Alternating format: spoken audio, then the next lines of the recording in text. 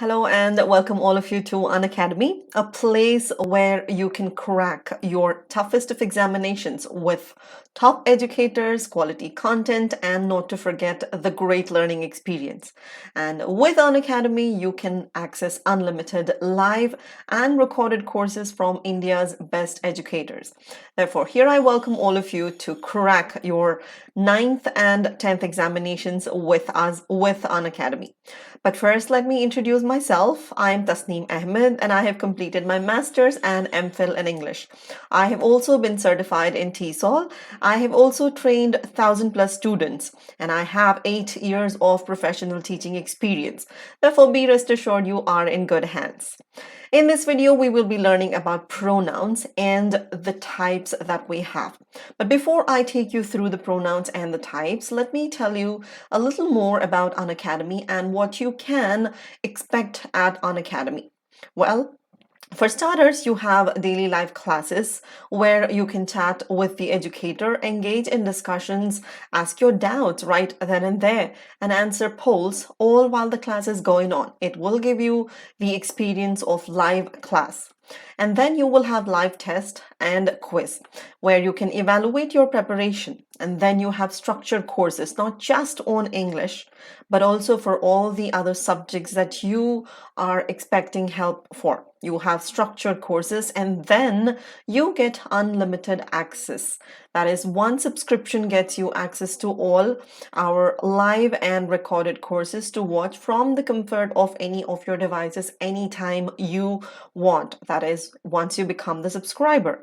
So all you have to do is buy the subscription, get those free live classes, and prepare with top educators.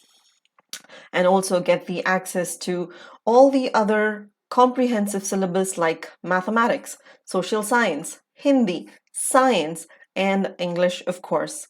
Along with English, you also get the access to all the other subjects that you are looking for. And then you can also chat with us on Telegram application. All you have to do is download the Telegram application, type the link in the URL and click on join. And then download the learning application, Unacademy learning application on any of your device. And then the last step would be buy the subscriptions from the available subscriptions that we have. Well, we have 6 months plan, 12 months plan, 24 months plan, 36 months plan, and then 48 months plan. Well, each and every plan has a limited amount of maximum amount, not limited amount, maximum amount of discount. As you go higher, the discount goes higher as well. So you can see that 6 months plan has 33% of discount. And as you go higher, it increases to 50% and then 58% and then 60% and 67%. And if you are a 9th grader or a 10th grader or 11th or 12th, then go ahead and buy any one of these subscriptions.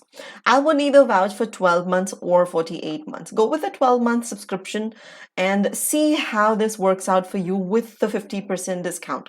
Not just 50%. If you type the code TA01, that is TA01, you get additional 10% of discount on the existing discount. That is 50 plus 10 equals 60. You get 60% of discount, and this course will be available. The 12 months duration course will be available for you only for 13,500 rupees, which means for a month you will only pay 1,125. That is all. That is 50, and with the code you get extra 10%, and together you get 60% of discount on the course, on the subscription of 12 months. Well, I think this is a best deal that you can ask for, that too especially when it comes for education. You can buy the subscription and you can get the courses not just for English but also for mathematics, social science, Hindi, all the other subjects that you want. You can subscribe today, you can proceed to pay, type the code TA01 and buy the subscription and start learning today with Unacademy. Well, now let us proceed towards today's topic, which is pronouns and the types. Well, as always, my first question is what is? And what is a pronoun? Well, the answer is pronoun is a replacement of a noun. Let us take an example. Ben laughed hysterically at Ted. Now, here in this statement, the nouns are Ben and we have Ted. So the statement is Ben laughed hysterically at Ted. Now we need to replace these nouns into something suitable without changing the meaning and yet referring to them. And how can we do that? Well, exactly like this. We are going to say he laughed hysterically at him. Now you can see that Ted has been replaced into he and Ben has been replaced into he and Ted has been replaced into him. So now you can see we have the replacement, and just like the definition says, pronoun is a word which replaces a noun. So here he is a pronoun and him is a pronoun. Definitely he is a subject pronoun and him is an object pronoun. So pronouns not just replace the nouns, but they also function like nouns, as in they take subject position and also object positions. Well, there are many types of pronouns, and they are personal pronouns, possessive pronouns, demonstrative pronouns, indefinite pronouns, reflexive and emphatic pronouns, relative pronouns, and interrogative pronouns. Let me take you through individually what these pronouns are and how they function or what they mean in a statement. Number one, we have personal pronouns. Personal pronouns refer to people, animals, and things. And they are further divided into three more, which are first person pronouns, second person pronouns, and third person pronouns. First person, as in, let me clarify. For example, there is Ben, and then there is Ted, and there is Sam. Now, Ben is the one who is speaking. Ben is the one who is speaking. That's why he becomes the first person. And who is Ben speaking to? And who is the one listening? Ted. So Ted becomes the second person. The one who is speaking is the first person. The one who is listening is the second person. And the one who is doing the neither is he listening nor is he speaking, but he is outside the scenario. And that person is the third person.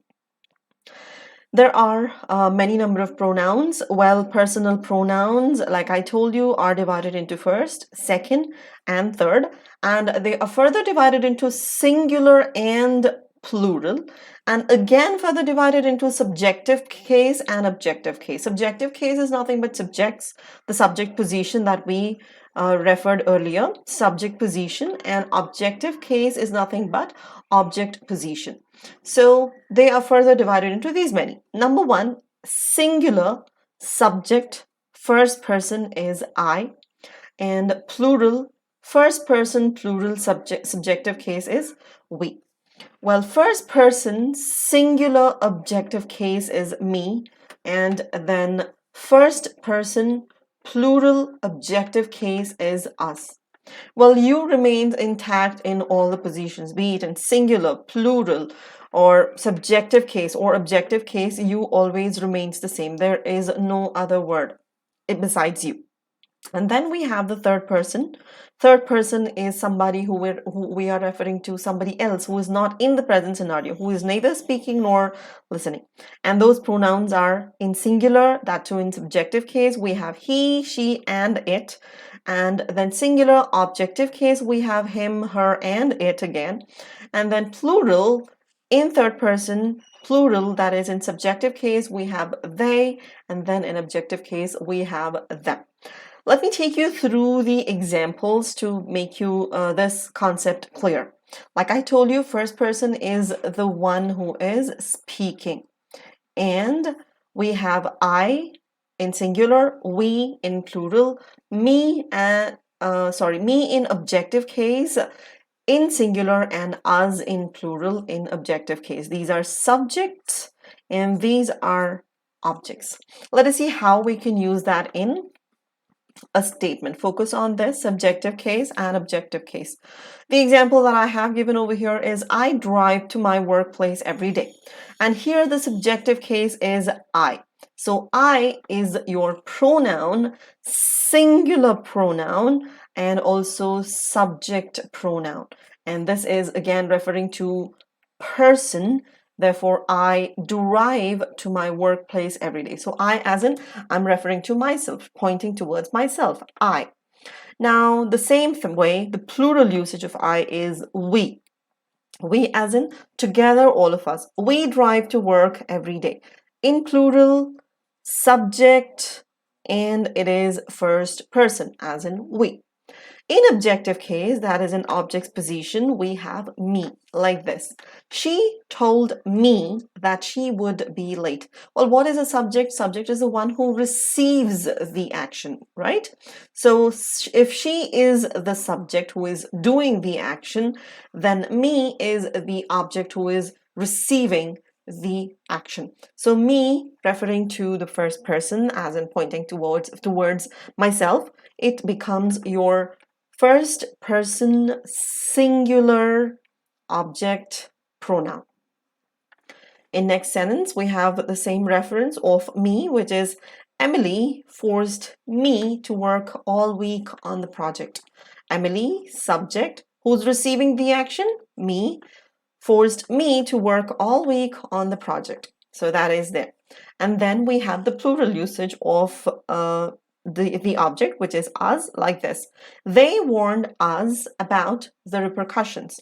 They, subject, doing the action, and warned us, receiving the action, and that is us, which is a pronoun and a plural pronoun in object's place. So these are objective cases and subjective cases. I, we, me, us are first person pronouns. The second one, well, yeah, before I go to the second one, let me clarify an incorrect usage that we usually do with me. A little while ago, I told you that me is an object pronoun, didn't I? That's correct. It is an object pronoun. And supposing if you were to say like this, she and me, which we often end up doing this error, as in she and me. Well, what did I say? The one who is doing the action is the subject, right? And over here, she and me together are doing the action. But me is often used in object, as in receiving the action. But then we have used it in subject's place. Hence, it becomes incorrect. It is not a subject pronoun. It is an object pronoun, which we must remember. So instead of me, you are supposed to use I over here, like we have used here. She and I. It's not me, because me is an object pronoun and you cannot use it in subject. Well, here we have used it as a subject. You can see she and me were. So here she and me together have become subject, right? But then me cannot be used in subject pronoun. It is only used with object pronouns. Therefore, the right usage would be she and I. You cannot use me, but then remember to use I in subject position and me in object position. If in case you end up using like this, it would be considered as incorrect. Keep that in your mind in future. Next is the second person second person pronoun, which is you. I told you a little while ago that you is actually pretty much the same in all the cases, be it subjective case or objective case, singular or plural. Example, you can talk to the management about that. You could be singular or a bunch of people. So singular or plural, you can see that it has been used in subject case. So you can talk to the management about that. In object's position, we have it like this. I had informed you about the repercussions. Informed you, as in receiving the action, therefore objective case. It could be singular or it could also be referring to a bunch of people, singular or plural. We wouldn't be able to make out the difference unless we know what type of context we are using it with. So you can be used with singular, plural, subject, or objective case. Next, we have the third person pronouns. The third person pronouns are divided into singular and plural, and also again in subject and object's position. Let us take the examples with subjective case. Here, she chose to decline the proposal. Who chose to decline the proposal? She. She, the third person, as in somebody else. Example, I and you are talking. I'm the one talking, you're the one listening, and we are talking about somebody third person, that is she. So referring to somebody else who is not in this conversation. So third person, she becomes third person. She chose to decline the proposal. Similarly, he also is referred to third person. He is not interested in gossiping. And it also refers to third person singular. It is imperative that we take good care of our parents. Here, it is referring to something abstract. Therefore, it is a pronoun. Third person singular pronoun. And next we have third person plural pronoun. That is they, here, and here both. They are affected by the virus. They are affected. They as in somebody who is not present in this conversation, but somebody else. Third, but not in singular, but in plural. We are referring to more than one. Therefore, they are affected by the virus. Similarly, they eat fresh vegetables and vitamin C to build their stamina. Here, they again, we are referring to somebody else who is not present in this conversation. In this conversation between me and you, I am the first person, you are the second person, and the other people out there who are not listening or not in this present scenario are the third person pronouns. In objective case, we have he informed her. Her, again, who, not in this situation, but somebody else, her. Again, he didn't ask him to come over. He didn't ask him, referring to third person. In plural, he informed them about the change. He didn't ask them to come over. So these are singulars and these are plural pronouns, third person pronouns. Now let us move on to the second one, which are possessive pronouns. What is the meaning of possession? Possession means which shows the ownership or says about belongingness or says who owns something or someone. And the words are mine, his, hers, yours, ours, and theirs.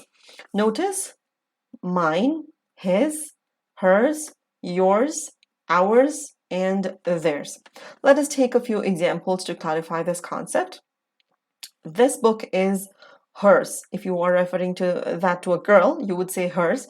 And supposing if it's a boy, you say this book is his. This house is theirs. You're referring to somebody's house and you're telling that they own the house. That house belongs to them. So here you say theirs. This is mine. Or supposing if you are referring to more than one, you say ours. So these are possessive pronouns which show the ownership or belongingness or possession. Suppose if you say, this is her book, or this is their book, or this is our book, or supposing if you say, this is his book. Now, what is it that you see over here? His, her, their, our. Didn't I just tell you that these are our possessive pronouns? That is correct. I did, but these aren't. Her, their, our. These are not, and also his. These are not our possessive pronouns. So the question is, what are they? They are determiners. If you have watched my previous video, I have given you an elaborate explanation about what are determiners and how they function in a statement. Well, determiners are the words which come right in front of the nouns, like this. And here, these words qualify as determiners because they are used right in front of the noun. That is why these are not your pronouns, but they are your determiners. Because determiners are the words which come before the noun. But pronouns do not come before the noun. Here, the pronouns, these are the pronouns. They are possessive pronouns. Both here, these pronouns and also these determiners definitely show the possession. They are showing the possession even in this and in this as well. But here they are called as pronouns and here they are called as determiners. And how do you decide that is based on the position? Here, the position is you don't have a noun after the pronoun, but whereas here you have the noun right next to it, like this. Her book, you have a noun. This book is your noun. And right in front is her, their, our, and his. Therefore, these are determiners and these are pronouns and these are possessive pronouns and these are possessive determiners. Well, there is another important thing that you have to note when it comes to possessive pronouns. That is, they do not take an apostrophe. You can see that there is a usage of S in these words, but then you do not see an apostrophe anywhere. And that is how these words show the possession.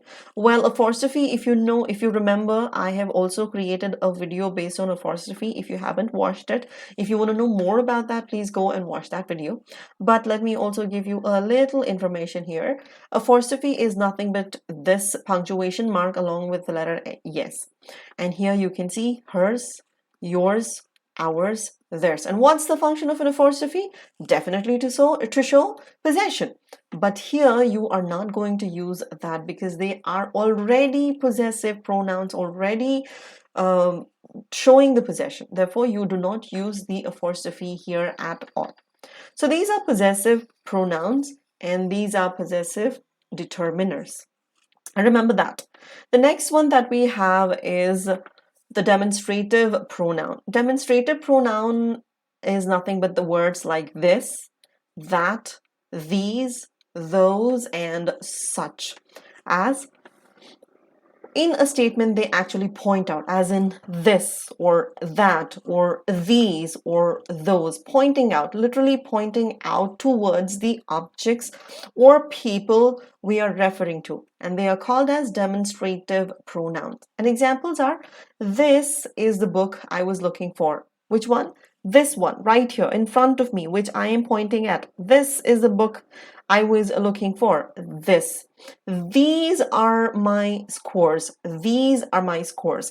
Now here again pointing out these.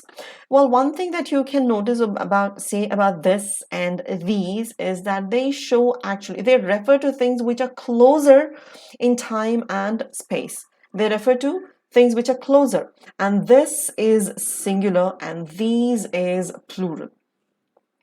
Now we have that and those as well.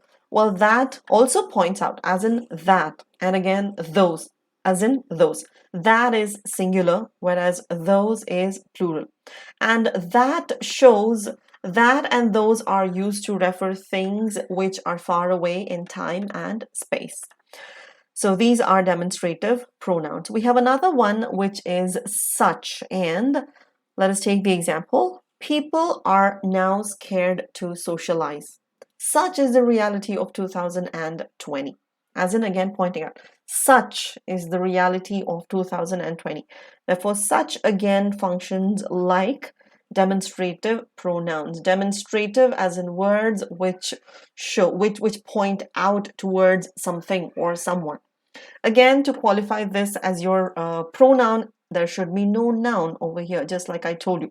Supposing if I say this book, then this becomes your determiner. Remember, this becomes your determiner because you have a noun. But if you do not have a noun and if you have a statement like this is the book. There is no noun, but then we have a verb. So in this situation, this becomes your pronoun.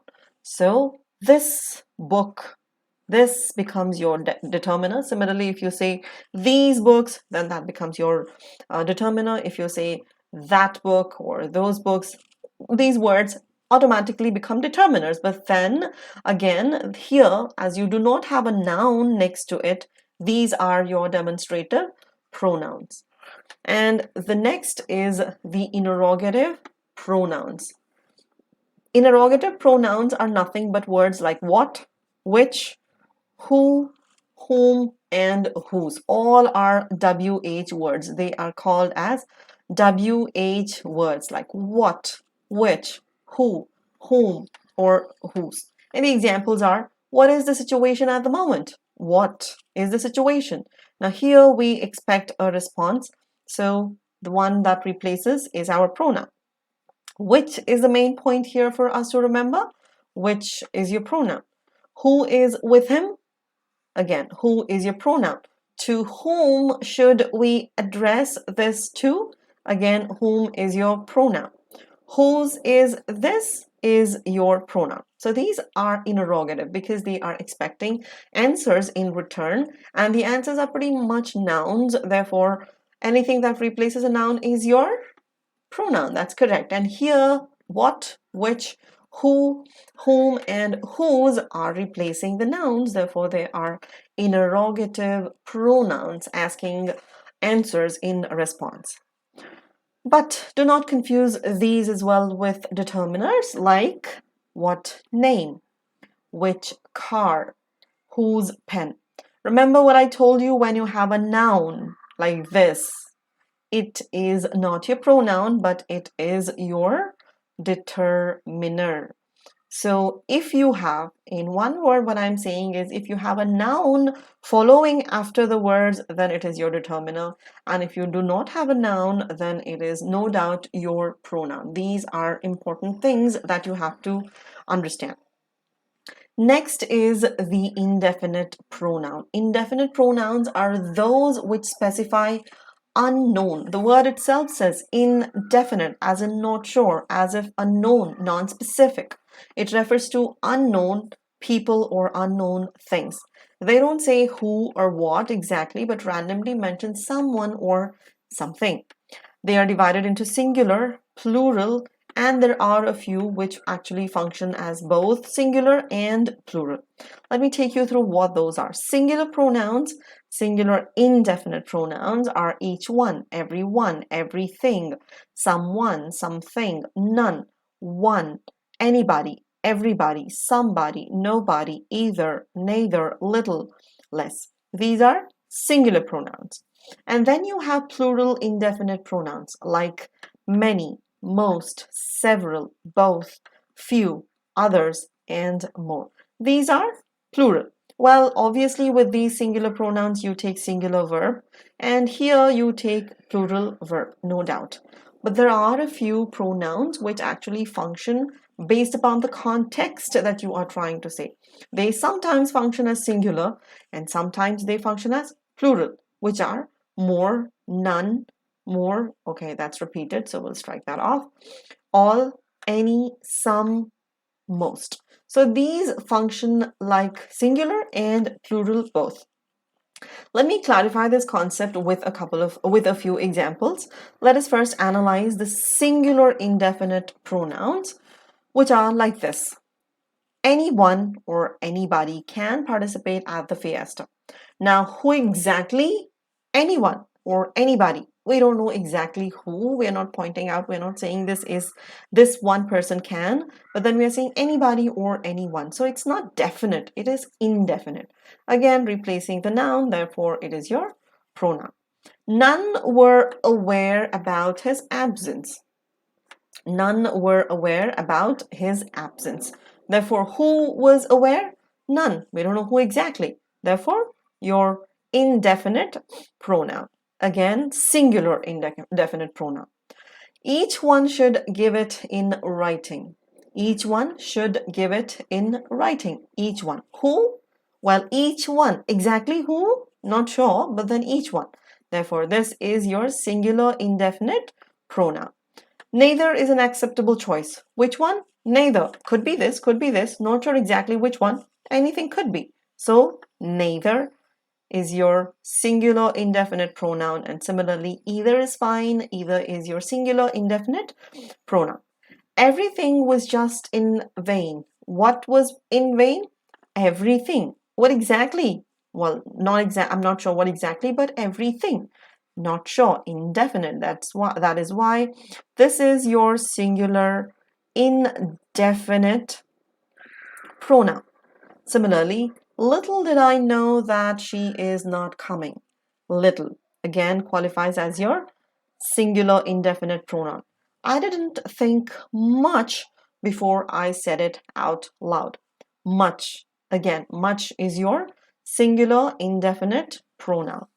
Much has been spoken about women's safety, and yet women feel unsafe.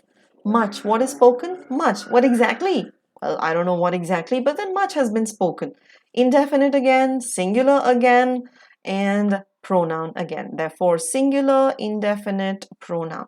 So these are your singular indefinite pronouns.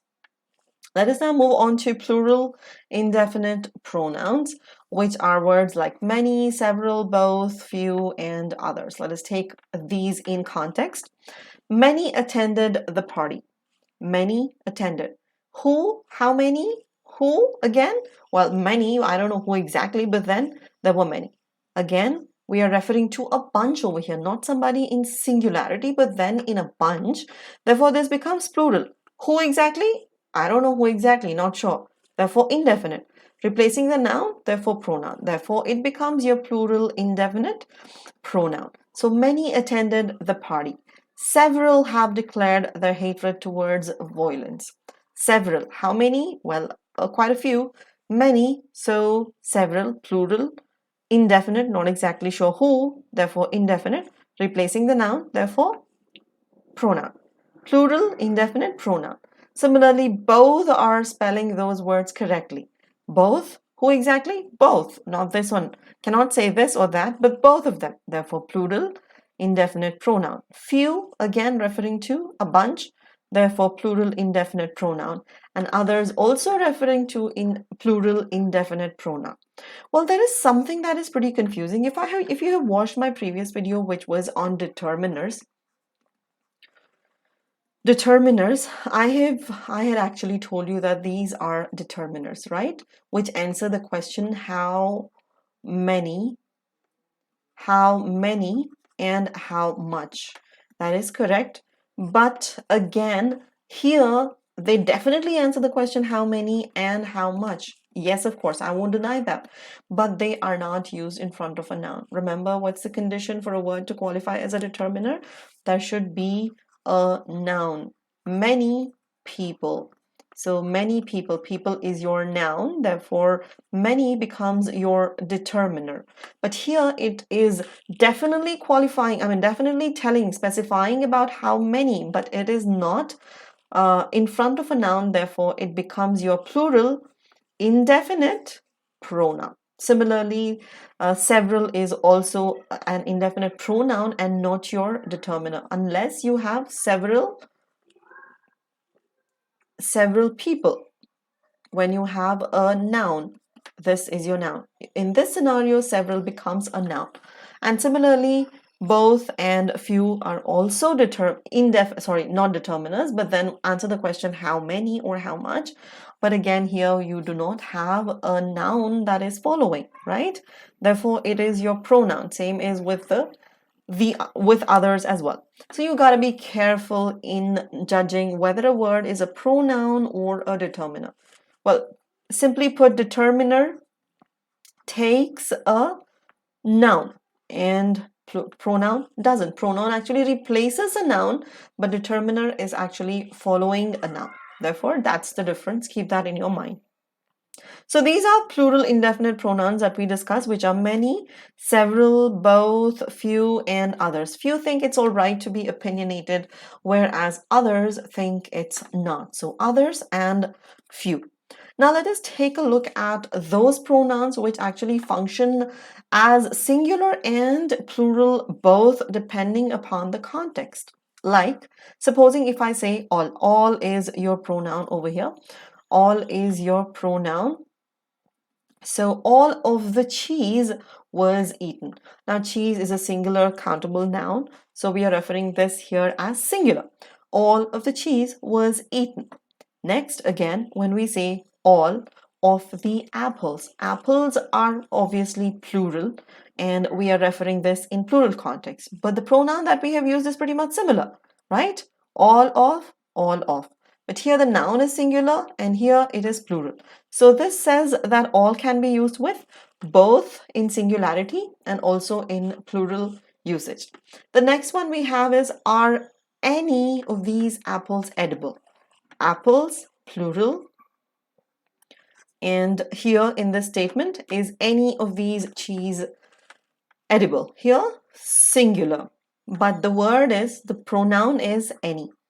And you can see that we have used the same pronoun in both singular and plural. So this says that any can be used with plural and singular like this. The same goes with none as well. You can see none, none. None of that cheese, none of those apples. Singular, plural. Singular, plural. And this is our pronoun. So we can use none as well in both singular and plural. The same is the case with some of the chicken is burnt and some of the apples are rotten. Some, our pronoun, in singular, in plural, chicken singular, apples plural. So this is how we use these very few pronouns in both singular and plural, depending upon the user, depending upon how we are using. So these are the indefinite pronouns in singular, plural, and in both.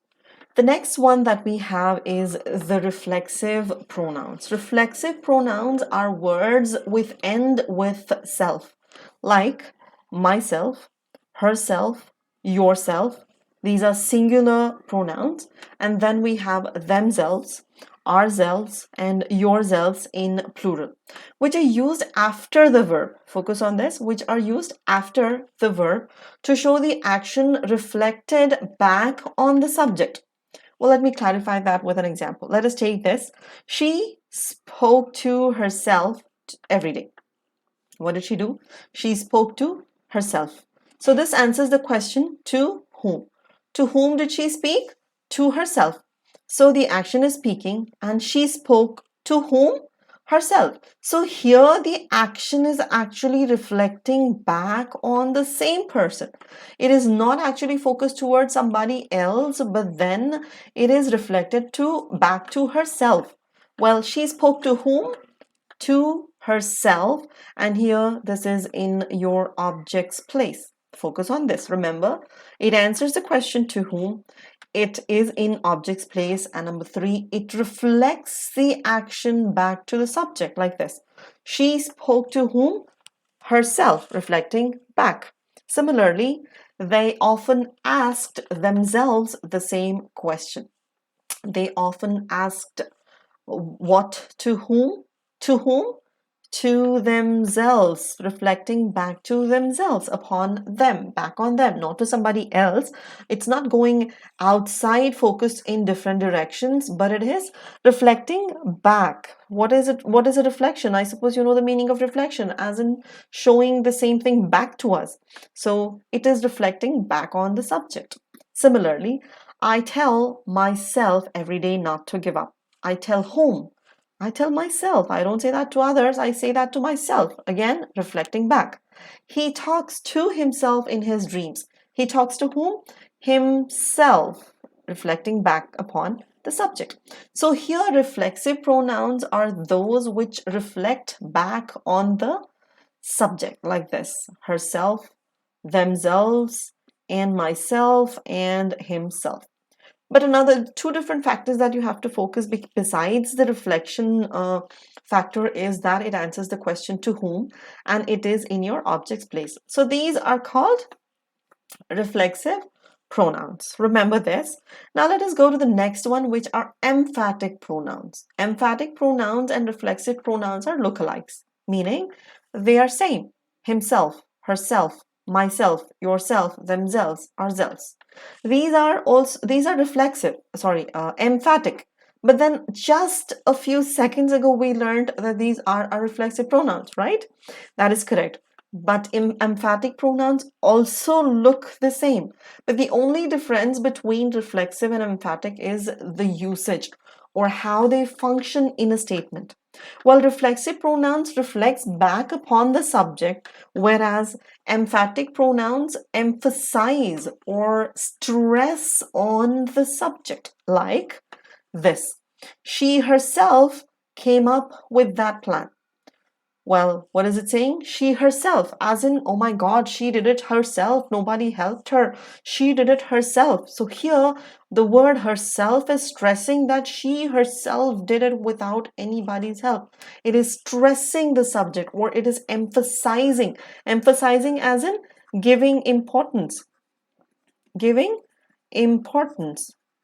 So here, this is herself is giving importance to the subject. It is pointing out that she herself did it. So this is the pronoun here is functioning like an emphatic pronoun because it is emphasizing. I myself will ask them all to leave. I will do it myself. I don't need anybody's help. I myself. I is emphasized by the word myself. That's why emphatic. They themselves prepare the food every day. Who does it? Themselves. Nobody helps them. Again, emphasizing the subject, like who did it. So themselves is your emphatic.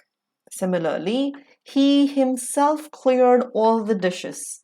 Who cleared the dishes? Himself. Nobody did it. He did it all by himself. Again, emphasizing. So here, these pronouns, which are lookalikes with reflexive pronouns, are functioning like emphatic because they are emphasizing the subject.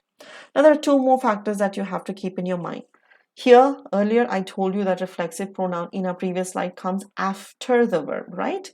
But here, emphatic pronouns are in subject's place. It is right next to the subject, and here it's more like a subjective case, and it is in front. It is before the verb.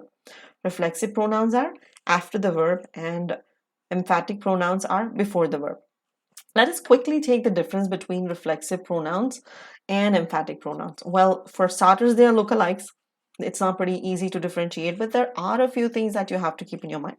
Which are reflexive pronouns? Number one, they reflect back on the subject and ask the question, to whom? If we take this example, she spoke to herself.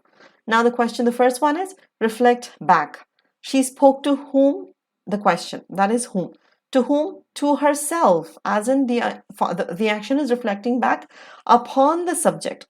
And check the position of the pronoun, which is in objective case, right? What is an object? Object is the one who is receiving the action. Isn't that correct? Yes. So here spoke is your verb, and here herself is receiving the action. Therefore, it is in your object's position, and it is reflecting the action back on the subject. Therefore, this qualifies as your reflexive pronoun. Similarly, they often asked themselves. To whom? To themselves. And you can see that there is our verb and it is in objective case. So this is our reflexive pronoun. And the conditions for a verb to qualify, for a pronoun to qualify as an emphatic pronoun is, number one, emphatic pronouns emphasize or stress on the subject. She herself came up with that plan. Herself, nobody did it. She herself did it. Emphasis, right? Number one. Number two, ask the question who. Who came up with that plan? She herself, right? So number two. Number three, check the position of the pronoun, which is in subjective case, right? Verb, anything that comes before the verb is your subject. So she herself it is in subjective case. So this qualifies as emphatic pronouns. Reflexive pronouns are the ones which ask the question to whom, they reflect back, and they take objective case. Emphatic pronouns are those which emphasize and ask the question who, and then they are in subjective case. Besides these differentiations, there is one more thing that you can check whether the pronoun is a reflexive or an emphatic, which is by exclusion of the pronoun. When you exclude the pronoun in reflexive statement like this, she spoke to herself. Now you are supposed to exclude this or eliminate it and try reading it out. She spoke to every day. Well, does it make sense? No, it doesn't. It doesn't make much sense now. Hence, it is your reflexive pronoun. That is, reflexive pronoun requires this pronoun. It's important that it be there for it to be meaningful. But that's not the case with emphatic pronoun. Emphatic pronoun, still, the meaning of the statement still remains intact. Let me tell you how. She herself came up with that plan. She herself. Now omit the pronoun herself, and then read it out. She came up with that plan. The meaning still remains the same, doesn't it? Exactly. So this is your emphatic pronoun. So these are the ways, a few ways where you can differentiate between reflexive and emphatic pronouns. And these are our reflexive and emphatic pronouns.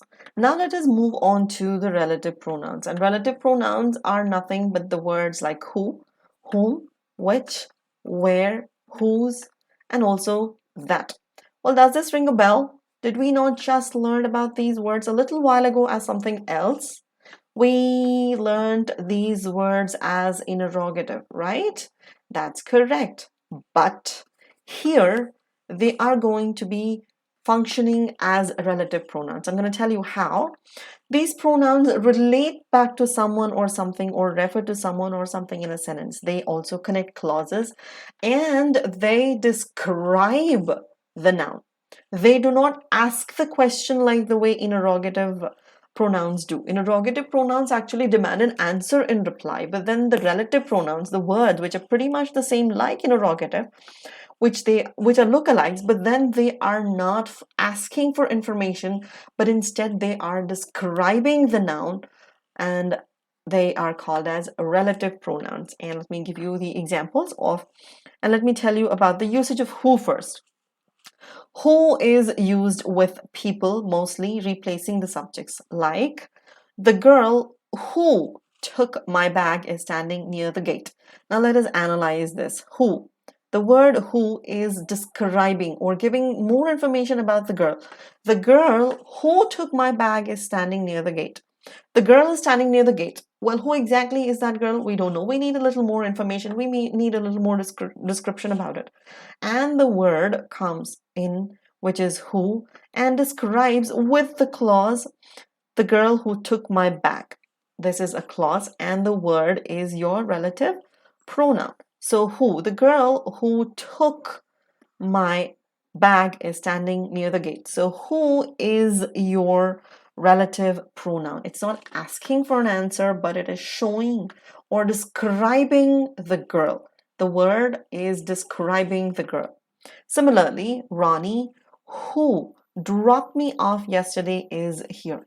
Who is Ronnie? The one who dropped me off. So this word over here shows the relativity, or it is describing Ronnie, which is a noun. Because it describes the noun, it is also, this clause is also called as your adjective clause, which I am not going to stress upon right now because I'm going to teach you this in another video. So for today, just remember that the word who here is your relative pronoun. So who is used with people and in subjects. It replaces the subjects. And we have the word whom, and whom is also used with people, but to replace or to describe the objects or to show the relativity of the object, like in this statement. He met the girl. Now, what is an object? The one who is receiving the action, right? So met the girl, and you can see the word whom. He met the girl whom he was looking for. So this whom or this clause actually describes the girl. Hence, this is your relative pronoun. Similarly, she spoke of him whom she regarded highly. She spoke of him. This is your object. And whom is your relative pronoun. So whom she regarded highly. This is your clause. So this word qualifies as your relative pronoun. So we learned who and whom. Now let us learn about Where, sorry, whose and where. Ignore this. Whose and, yeah, sorry. So that is correct. Whose and where. Yeah. Number one, whose. This is used to show possession, as in, this is the girl whose bag I took. So when you analyze the whole statement, it says, this is the girl whose bag. Who does this bag belong to? It belongs to the girl. Again, it is giving information about the noun and describing the noun. A little more modification is given there, done there. Therefore, this word qualifies as your relative pronoun. That is whose. Similarly, that is the boy whose phone keeps ringing all the time. Whose phone? That boy's phone. Therefore, this word shows possession and qualifies as our relative pronoun because it is describing the noun boy. Now, let us go to the analysis of where. Where is referred to places and locations. It answers the question. It shows, it points out the place. It describes the places. Like, this is the place where I live. Now, here, where I live is your clause and where is your relative pronoun, which is describing or which is showing the place. Place is your noun. Similarly, we have that store where I usually park my bike is closed. Where I usually park my bike is your clause, and this clause is describing the word store, or it begins with the word where. Therefore, this becomes your relative pronoun. So these are your two more relative pronouns, which are where and whose. The next one is which and that. Which is used with things and animals, like my book. Book is a thing, right? And a noun. Which I left on the table is missing. Which I left on the table is your clause, and the word which is showing the relativity or describing the noun book. Therefore, this qualifies as your relative pronoun. Another example would be the dog which used to bark all night is dead. Which used to bark all night is your clause, and the word which is describing the word dog and telling us which one. So this qualifies as your relative pronoun.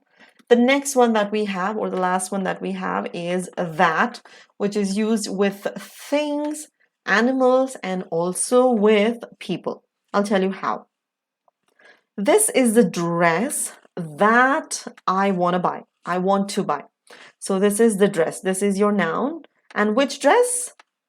This dress. So I'm pointing out as that I want to buy. So that is your relative pronoun. Similarly, this is the man that I meet every day at work. Which man? This is the man. And this word that is used with a person over here. Therefore, here, this is your relative pronoun. The cat that I saw yesterday is Mrs. Peterson's. The cat that I saw yesterday is Mrs. Peterson's.